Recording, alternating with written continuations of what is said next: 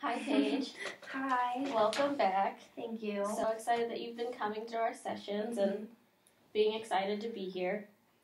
So why don't you just tell me what's been going on since last time we talked? So I ended up telling my dad. The last time I went to see him was like a week and a half ago. And I told him, and he was actually really supportive and nice about it. So that made me feel good. And then, so I've been applying at like libraries and a few secretary jobs here and there.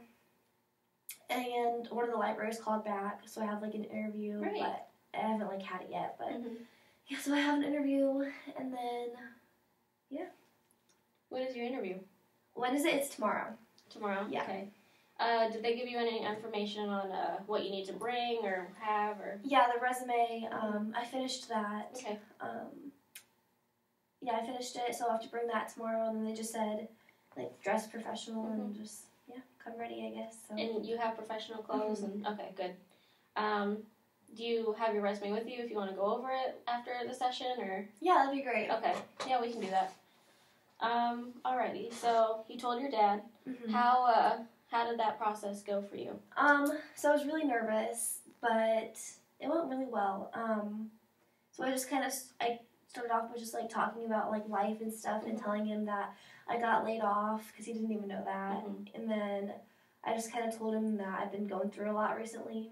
And then I told him that I have MS. And he was really supportive about it and nice and made it easier than I thought. So it was good. And he said he was willing to help when he gets out and try to see what he can do. So that was nice to hear I have extra support. That's super great. I'm glad everything went well with that. And everything worked out for the best so far with your dad because I know you were really worried about it. Yeah. So how many times do you think that you saw him and talked to him before you built up the courage to do that? 2 or 3. Good. So that's not that bad. No, I remember last time we talked and we set your goals, you said it'd maybe be a couple months. It wasn't. That's so great. I'm really glad that worked out really well for you.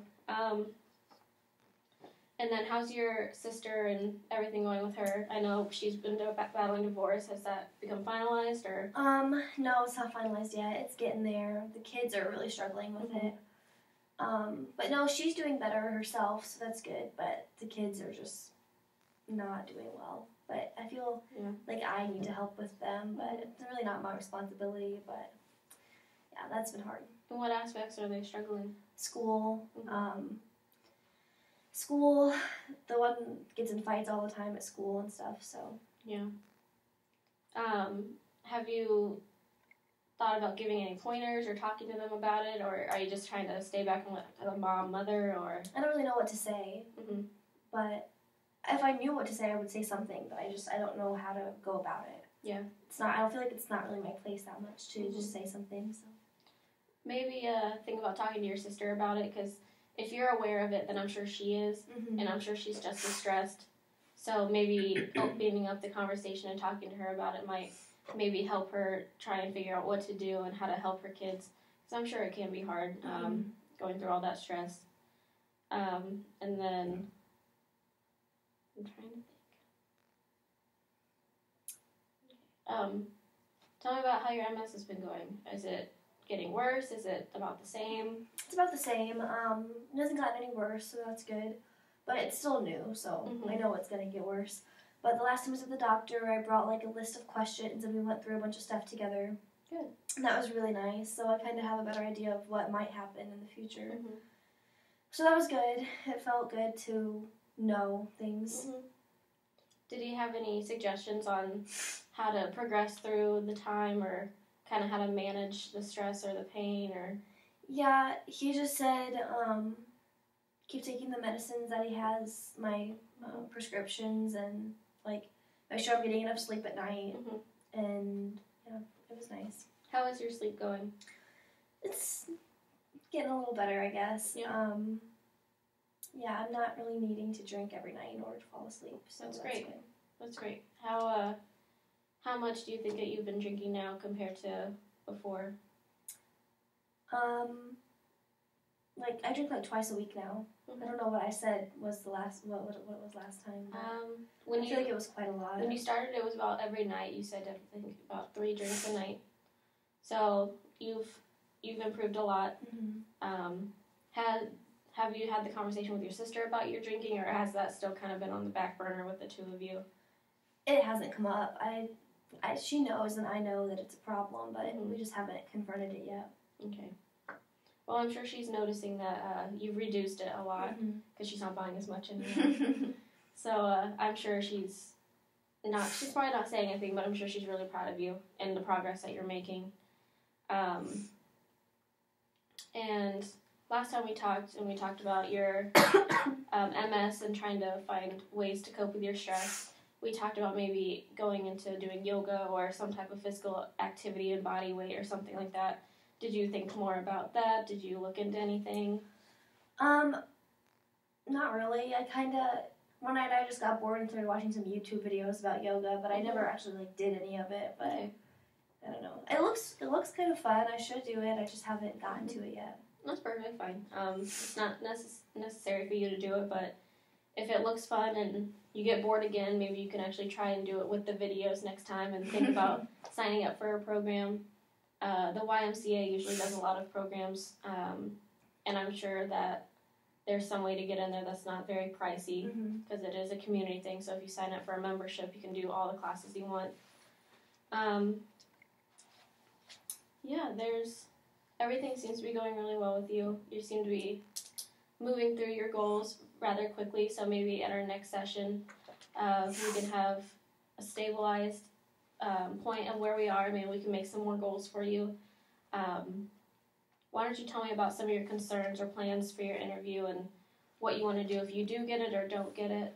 Well, that just makes me nervous in general. I was nervous coming here, talking to you, and it's not even an interview. Yeah.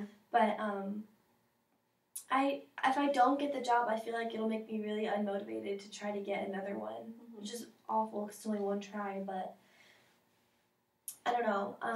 But if I do get it, I'll be very happy, and I feel like it'll be I'll be able to look up from there, and I'll be proud of myself for doing it.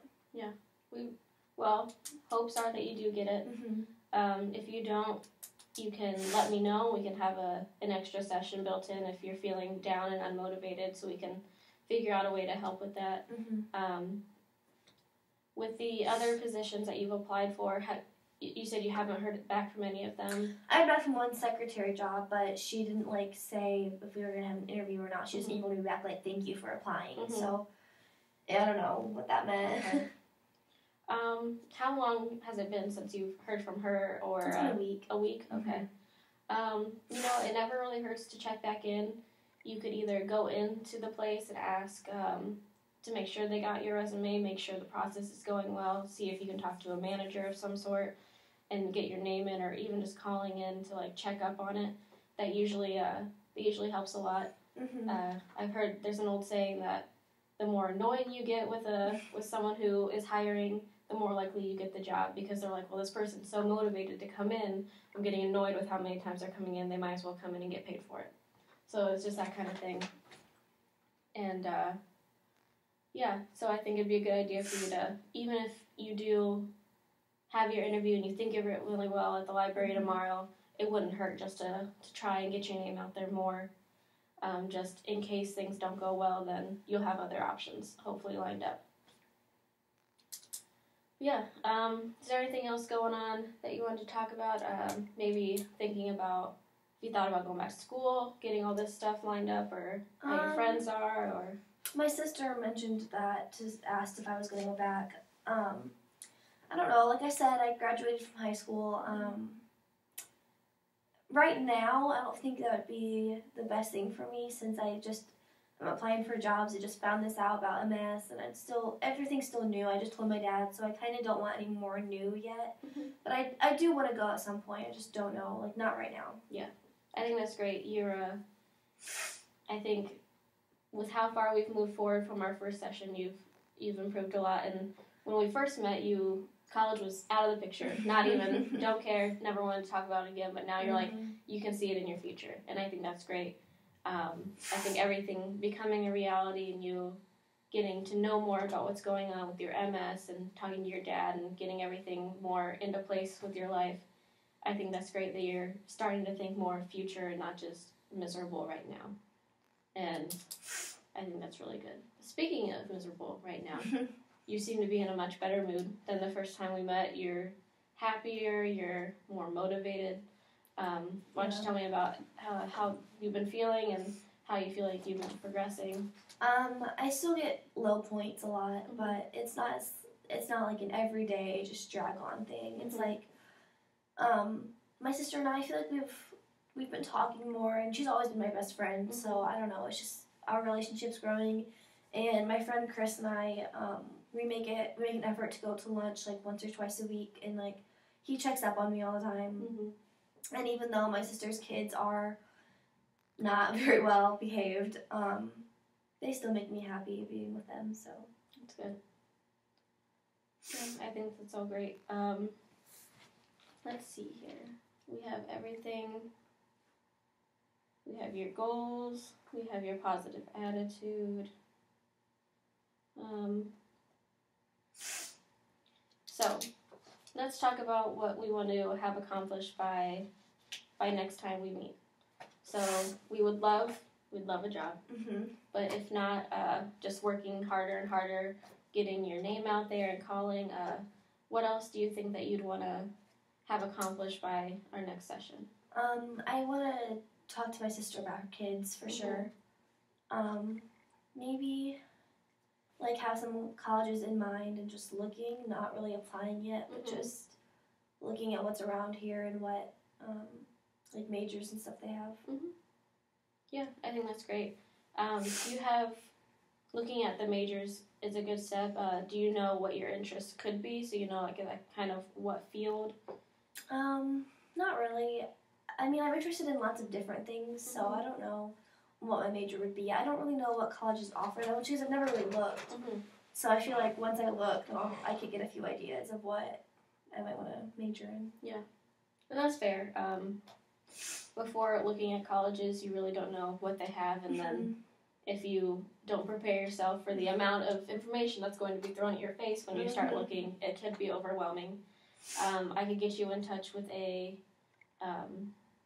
career counselor type person that can help you figure out maybe a track to make or what colleges would be best, and you do have to take in the reality of your MS and how that could affect you. The stress could make symptoms feel a little more severe at times. So make sure that you're taking precaution on when you're looking, where you're looking, what you could be doing, because as hard as it is to think about, your MS is going to affect you forever. And so when you're looking through careers and your likes and dislikes and what you might want to do, it will be hard to be like, oh, that sounds really cool, but maybe I won't be able to do something as severe, you know? It just kind of depends. Like, what would it be? You probably couldn't be, like, a bodybuilder and, like, a sumo wrestler or, you know, someone who's going to be doing a lot of lifting all the time. Which I'm not really interested in that kind of stuff anyway, so. Well, there you go. That's one thing out of the way that you don't have to look through. But, you know, you also don't want to limit yourself. There's so many options out there. You don't have to be like, well, I'm just going to sit in a cubicle for the rest of my life. Like, you know, just bring in your interests, bring in everything that you've enjoyed, maybe even just dabble in.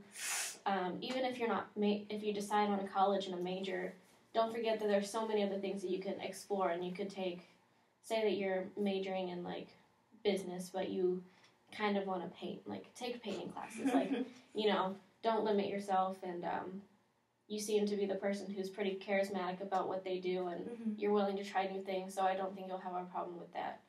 But I think thinking of a list of what you might want to look forward to in colleges is a great idea to have an idea for our next session. And I think talking to your sister about her kids is also a great thing to do. Do you need help figuring out a way to go about it, or do you have an idea of how you want to go about that? I have no idea. Okay. I don't want to make her feel like she's a bad mom. She's not. Yeah. but I just don't know what to say to not do that. Mm-hmm. Well, it'd probably be kind of hard to make it seem like she is a bad mom, because, you know, she is a good mom and her kids are alive, so she's doing something right. So maybe just offer to help her at times and not be like, hey, I'm going to teach your kids this because I think they need it. Be like, hey, I see you're stressed. Do you want me to help out with the kids and maybe, you know, talk to them or maybe figure out something for them to do? Mm-hmm. You could talk to her about making like a chore list for the kids. There's been studies done that have proven to be very useful for kids, especially kids who get in fights. They kind of, especially going through divorce, they kind of go through this phase of not having order in their life because things are changing so much right now. And having like a little list of chores to do during the day or like a schedule during the day kind of helps them get more structure in their lives. Mm-hmm. So maybe just helping your sister like plan out a day for the kids and be like, when they wake up, they have to make their bed. And then they have to, like, if they have a pet, like scoop the litter box or something, you know, just like little things that are manageable for their age group, and just to help them further along in their scheduling, and they won't become as out in the open and crazy. Mm-hmm. They'll be a little more scheduled in and structured. I think she would like that. Mm-hmm. She likes organization, so. Well, there you go. Mm-hmm. I think if she likes organization, then she'd like that, and she'd probably really appreciate you just offering to help her during the day, and maybe just helping a little bit, and then being like, hey, I noticed when I was watching the kids, they seem to be a little like everywhere than they used to be. Maybe we could try doing this, and not be like, hey, you're doing a bad job. Do this instead. So there are good ways to go about it, and I think you'll be fine. You seem to have a good relationship with her, so you know how to approach her and things like that. Yeah. Okay. Is there anything else you wanted to talk about today, or? I don't think so. Okay. Well, we will plan to meet in 3 weeks. Let me know if you want to talk to the career counselor. Call me if you need me after your interview, or if you just want to tell me you got the job, because I'll be excited to hear from you. Okay. Okay. Thank you. No.